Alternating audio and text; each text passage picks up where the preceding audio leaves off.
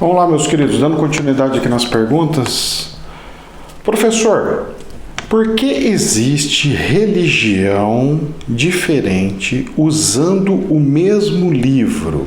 Exemplo, a Bíblia. Nossa, que interessante. Isso aí é uma Bíblia igual várias religiões.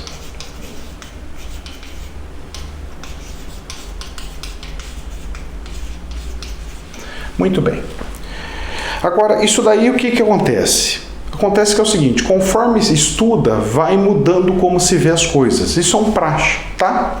Isso acontece com todo mundo, dentro de uma evolução, dentro de vários conceitos, de várias nomenclaturas. E a forma de se ver. Um exemplo. A Bíblia, já que nós estamos falando de Bíblia, a Bíblia fala que não podemos adorar, não adorar imagens, deuses e tudo mais. E a igreja que criou a Bíblia, o livro Bíblia, ela tem um monte de imagens e deuses e santos, por exemplo. Então, ela mesma não segue o que ela escreveu ou ela interpreta de forma diferente o que ela escreveu? Essa é a questão que faz com que as pessoas não entendam a situação aqui no caso da Bíblia. Mas vamos lá, vamos tentar fazer um entendimento aqui para a gente afinar os estudos, tá? Vamos lá. A Bíblia tem várias religiões, ok. A Bíblia, ela relata algo histórico. A história. Ok? Então ela relata a história. A base da Bíblia, ela criou várias religiões, tanto inclusive a protestante é a mesma Bíblia, só que tira um livro, põe outro livro, faz um negócio aqui, faz de lá, mas é a mesma coisa. Basicamente é tudo a mesma coisa. O do judaísmo, por exemplo, é o Antigo Testamento por completo. E o Novo Testamento eles têm como uma passagem de um profeta que passou pelo planeta, mas não como o Messias tal, configurado como as pessoas classificam por aí. Então a Bíblia ela relata uma história, ok? E quando alguém lê uma história, é um texto, está lá um texto, e as pessoas vão interpretando o texto. Exemplo, vamos lá. Eu vou contar uma versão para vocês entenderem. Vamos lá, presta atenção aqui agora. Eu, no comecinho da Bíblia, tenho relatado que Deus pegou lá no Egito e foi tirar o seu povo do Egito, porque o povo estava reclamando, estava chorando, estava com problemas, estava sendo escravizado e tudo mais, né? O povo hebreu. E eles começaram a clamar, a pedir para Deus para poder sair daquela situação e tudo mais. Aí Deus pega e manda um representante que surge ali do meio. E este vai ter com o faraó.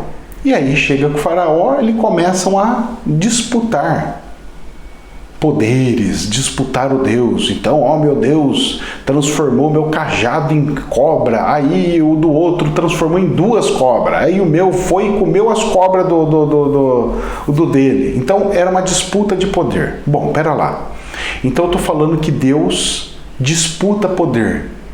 Ele fica falando, eu sou mais, você é menos, eu sou mais, você é menos. Estou fazendo uma interpretação, tá?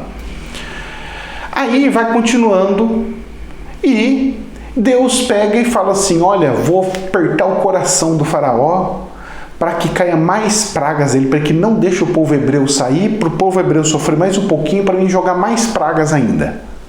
Mas pera lá, então Deus é um manipulador. Porque ele pegou e apertou o coração do faraó para receber mais praga.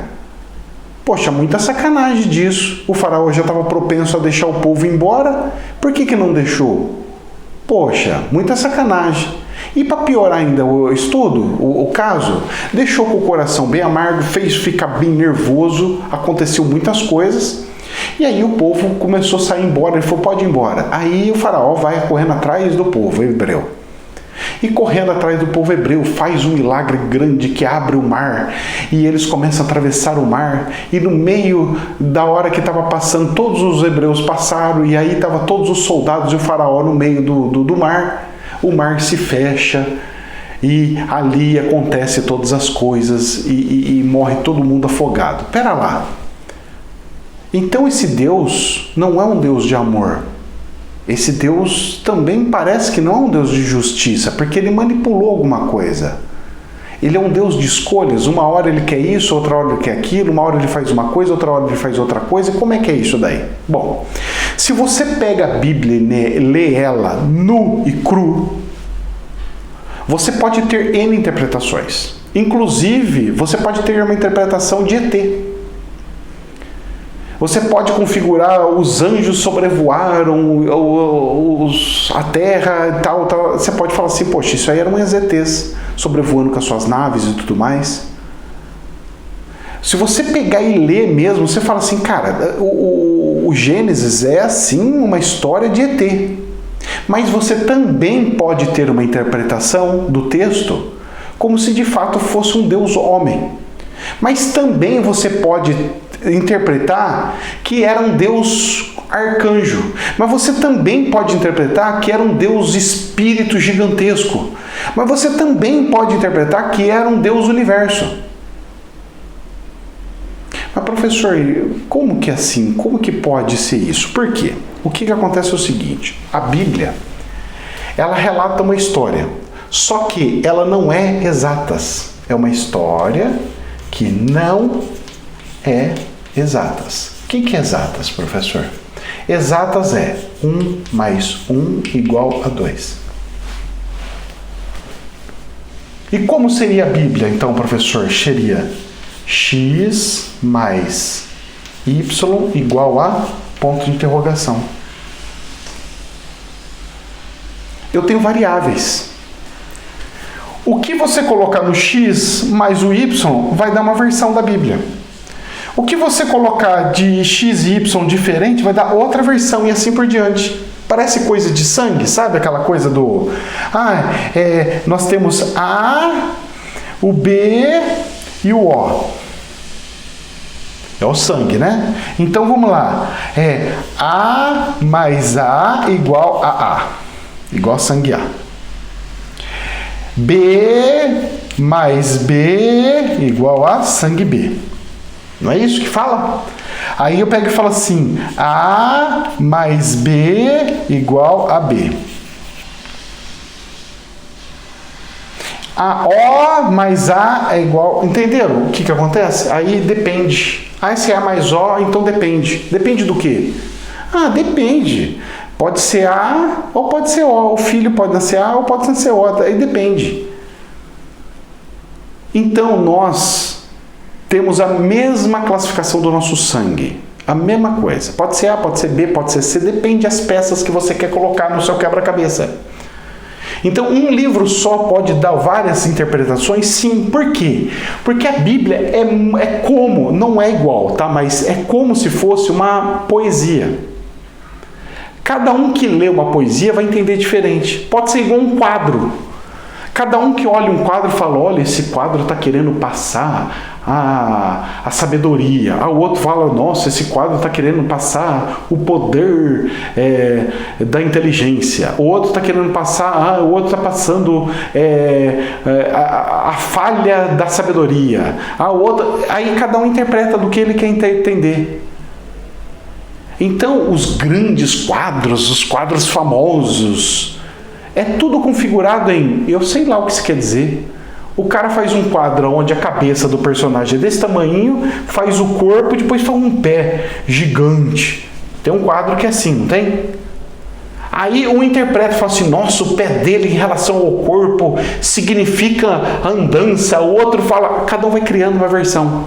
Cada um vai criando uma desculpa, vai ligando pontos e vai fazendo as coisas. As religiões são as mesmas coisas.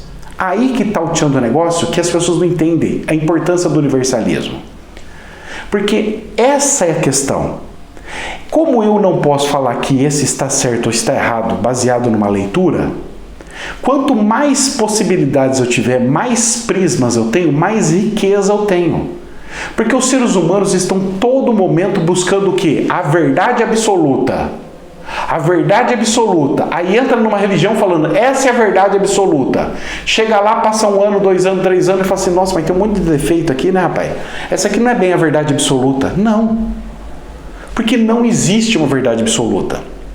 Porque nunca ninguém vai entender o pensamento de Deus. Nunca ninguém vai entender como funciona o plano espiritual e a Terra. Nunca ninguém vai entender com exatidão como tudo é. Como tudo funciona. Então, o que acontece? Conforme vai se passando, vai aparecendo líderes e vai falando assim, os dedos de julgamento vai falando assim, aquela religião não presta, porque o certo era para ser assim, assim, assim. Então vamos fundar a nossa religião. Por isso que eu falo para as pessoas, o universalismo não é religião. O universalismo é uma filosofia de vida. Como assim, professor? O universalismo estimula você a estudar tudo e de tudo. Porque ele conseguiu entender que um livro pode ter N explicações. Pode ter um monte de situações. O livro do Kardec, por exemplo, todo mundo faz e vai ficar fazendo a interpretação dele. Ele não fala interpretação, ele fala decodificação. Mas por que você vai decodificar um livro que foi escrito por um espírito, sem ser um espírito para decodificar aquele livro? É isso que eu não entendo. Tem um monte de coisa que eu não entendo. Então fica seres humanos tentando decodificar alguma coisa do espiritual. Por que não incorpora espíritos de altíssima luz e esses espíritos dão as versões? Aí faz a mesma entrevista com 100 espíritos de lugares diferentes, vê as respostas dos 100 e fala, tem que cruzar tudo, porque se não cruzar algum aí não é de luz. Se não cruzar tem alguma coisa errada. E todos vão ter que explicar da forma igual para todos os médiuns. Isso acontece? Isso chama ciência. Acontece? Não. Por quê? Porque se criou uma forma de ver esse livro. Ou seja, a Bíblia tem várias religiões porque se criou uma forma de ver a Bíblia. O outro criou outra forma de ver a Bíblia. E o universalismo é capaz de virar uma religião? Com certeza alguém vai querer criar como se fosse uma religião. Por quê?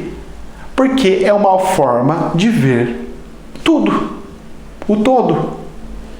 Só que como não tem limites, ai daquele que travar e falar, esse é o caminho ou essa é a verdade? Porque não é. Porque o universo, por mais que eu viva, mais que eu tenha nave e saia andando pelo universo, eu não vou conhecer ele nunca. Nem os ET devem conhecer o universo inteiro. E os outros universos, os multiversos e tudo mais. Meus queridos, jamais a verdade absoluta. Espero que tenha explicado mais ou menos. Gostou? Compartilhe o vídeo. Deixe o seu joinha porque ajuda o YouTube encaminhar e apresentar o vídeo para mais pessoas, tá bom? Que Deus abençoe. Namastê.